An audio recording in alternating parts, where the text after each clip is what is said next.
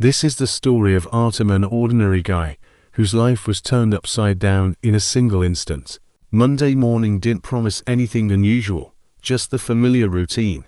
A cup of strong coffee, the morning news, and the inevitable rush to work. But when Artem opened his eyes, he felt a strange, deafening silence.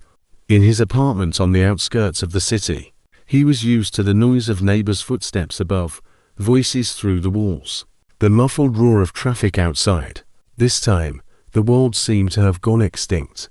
He stood up, feeling a strange lightness in the air. His first instinct was to check the room of his roommate, Max. The bed was made, clothes were neatly folded, but Max was nowhere to be found. A half-finished cup of coffee sat on the kitchen table, still slightly warm. Artem shrugged it off, assuming his friend had left early. He reached for his phone, only to find it exploding with notifications. Hundreds of missed calls, messages in every app, news alerts flashing with terrifying headlines. The vanishing, where are they? Global anomaly. Artem turned on the TV. On the screen was a news anchor, her face streaked with tears.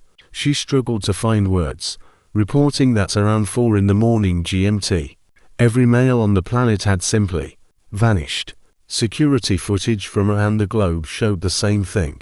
Men going about their business, and in a split second, they turned into a light cloud of dust, instantly scattered by the wind. Artem froze, staring at his hands. He was here. He was alive. He could feel his heart hammering against his ribs. Why him? There was no answer. A wave of icy fear washed down his spine. He walked to the window and pulled back the curtains. The street was a scene of controlled chaos. Cars that had lost their drivers had crashed into poles, and each other. Many of the drivers had been men. Now, the sidewalks were filled with women. Some were weeping, others were screaming into phones, while some just stared into the void in a state of catatonic shock. Artem realized he couldn't stay in his apartment. He pulled on a hoodie, threw the hood over his head, and stepped out into the hallway. On the stairs, he ran into a neighbor from the 5th floor. When she saw him, she gasped and covered her mouth. In her eyes, there wasn't terror, but an incredible, almost religious shock. She reached out to him, as if wanting to make sure he was real. But Artem ducked past her and ran out into the courtyard.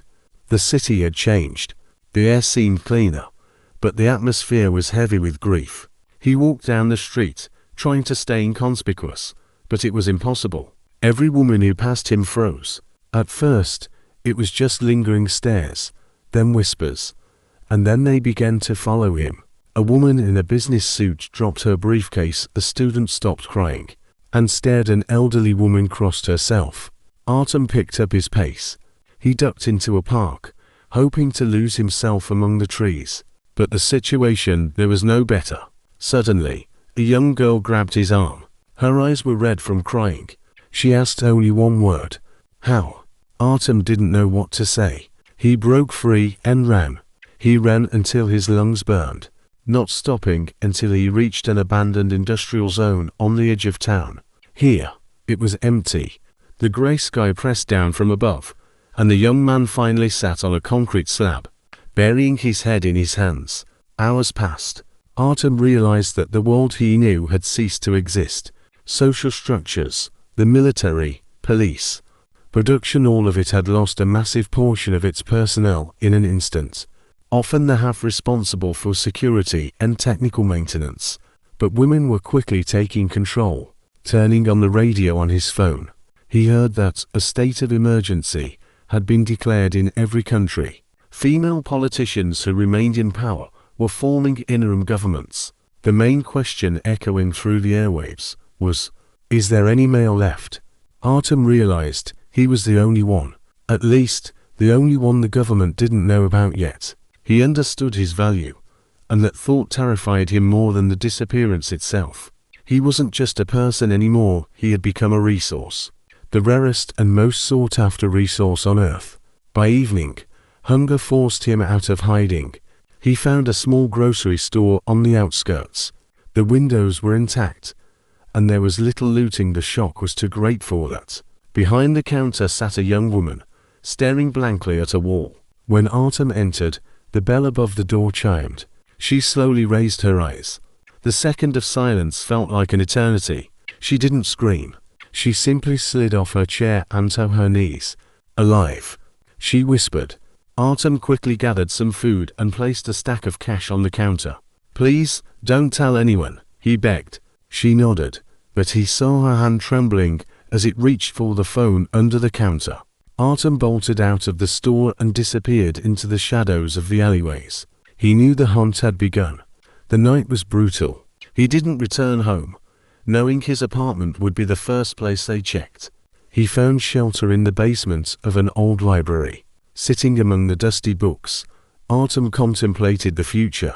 What would happen to humanity? Without men, reproduction was impossible. Artificial insemination, sperm banks, yes, those were temporary solutions, but supplies weren't infinite. He felt the weight of the entire species on his shoulders. It was unbearable. Near dawn, he heard the roar of engines. Several black SUVs pulled up to the library. Women in camouflage gear and carrying weapons stepped out. This wasn't the regular police, it was a special forces unit. They moved with precision. Artem realized they had tracked him through his phone's geolocation, or a security camera at the store. He didn't resist. When the basement door was kicked in, he simply raised his hands. They didn't put him in handcuffs. On the contrary, they treated him like the greatest treasure in existence. The commander of the group, a woman with a stern face and a scar on her cheek, approached him and looked deep into his eyes. "Are you Artem?" she asked. He nodded. "I am Captain Sovolyeva. We are here to protect you. Right now, you are the most guarded object in the world." He was led outside and placed in an armored vehicle. The city outside the window looked different.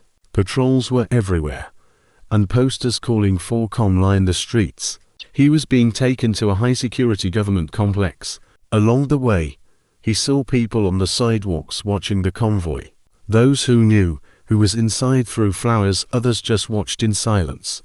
At the complex, Artem was met by a council of scientists and representatives of the new global government. All of them were women.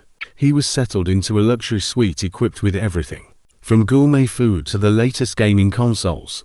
But it was a golden cage. He was assigned a staff of doctors, psychologists, and personal guards. Every minute of his day was scheduled. Blood tests, DNA sequencing, psychological evaluations. Scientists were trying to understand why he survived. Was it a genetic mutation, a fluke of nature, or something else?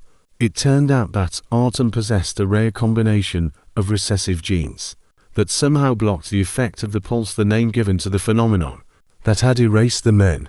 Weeks turned into months. Life in the new world gradually stabilized. Women proved they could run the planet just as effectively, if not more so. Many old conflicts vanished, and society became more socially oriented. But the shadow of extinction hung over everything. Artem became a symbol of hope. His speeches were broadcast worldwide. He spoke of unity, of the fact that humanity would endure. But inside, he felt infinitely lonely. He missed his friends, male banter, and the simple, rough atmosphere of his old life. He lived in a world where he was worshipped and idolized, but where he could never just be a guy. Every woman he spoke to saw him not as a person, but as a savior or a biological specimen. One day, a young lab assistant named Marina came to his suite. She was different from the others. Her eyes lacked that fanatical glow. She brought him a book, an old sci-fi novel he had mentioned in a passing interview. "Why this?" Artem asked. "I thought you might be bored," she replied. A conversation sparked between them. For the first time in a long time, Artem felt like someone was talking to him as a human being. Marina told him about the world outside the complex. She spoke of how women were building new cities, how they were advancing science to find a way to clone or synthesize the Y chromosome. She admitted that, while many saw him as a hero, others saw him as a painful reminder of the past. Their secret meetings became Artem's only joy. They discussed everything, from the structure of the universe to what the world would be like if everything went back to normal. Marina became his tether to reality. However, the government had its own plans. Project Rebirth was entering its decisive phase. Artem was informed that he was to become the father of a new generation. It was logical. But to the young man, it sounded like the final death sentence for his freedom.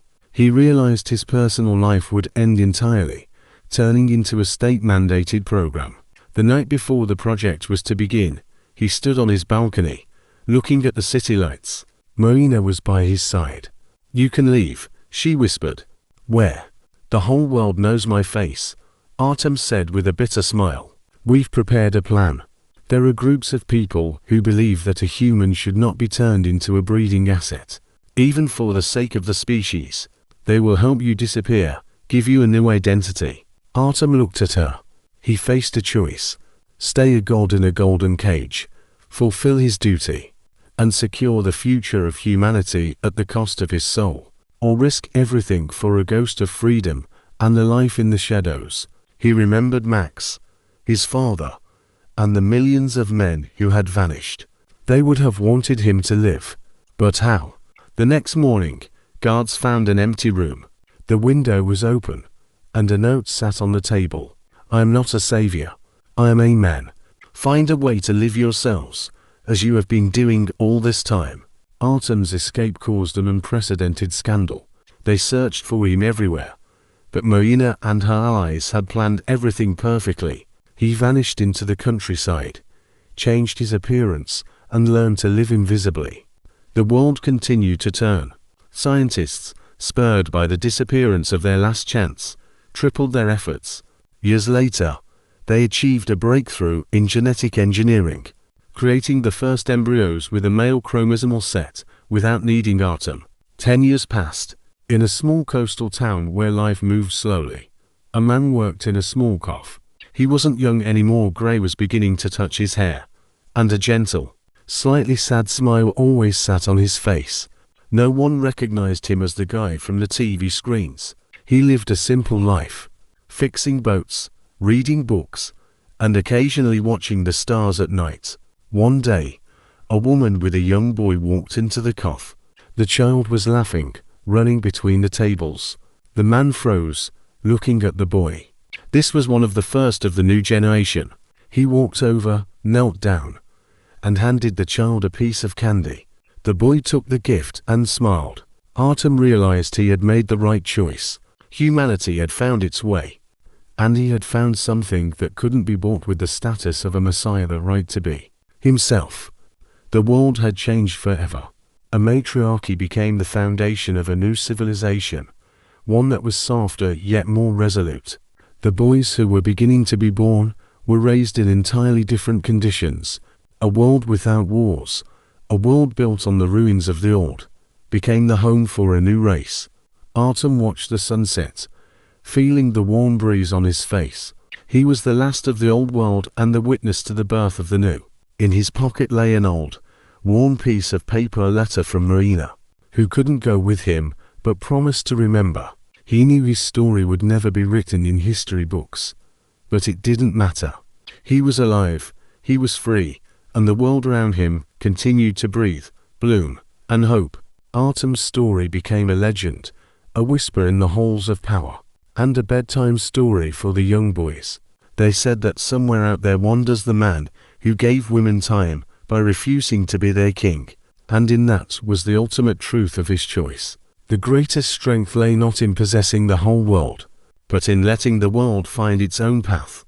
Artem closed the caf, locked the door, and walked toward the sea. Tomorrow would be a new day, and in that day, he would again be just a man, without titles, without duties to eternity, just a part of a vast, living, and now shared world. The first stars were lighting up on the horizon, as distant and beautiful as they were on the night it all began. But now, the silence was no longer frightening. It was full of meaning. Humanity had survived, and with it, he had survived, the only one who remembered how it really was. Artem sat on the sand, listening to the sound of the waves. The tide washed over the shore, erasing footprints, just as time erases old grievances and fears. He closed his eyes and, for the first time in many years, took a truly deep breath. The story of the last man ended here, on this shore, to give rise to the story of the first man of a new era. And in this new era, there was no room for loneliness, because now everyone was in their place, and life went on, no matter what. The world of women became the world of people, and that was the most important outcome of his long and strange journey. He stood up, brushed the sand from his clothes, and walked toward the lights of the town that no longer searched for him, but in which he was finally home. The end of this story was only the beginning of something much greater, something that everyone had yet to build together. Artem smiled at his thoughts and faded into the twilight, leaving behind only the light rustle of the wind in the coastal grass.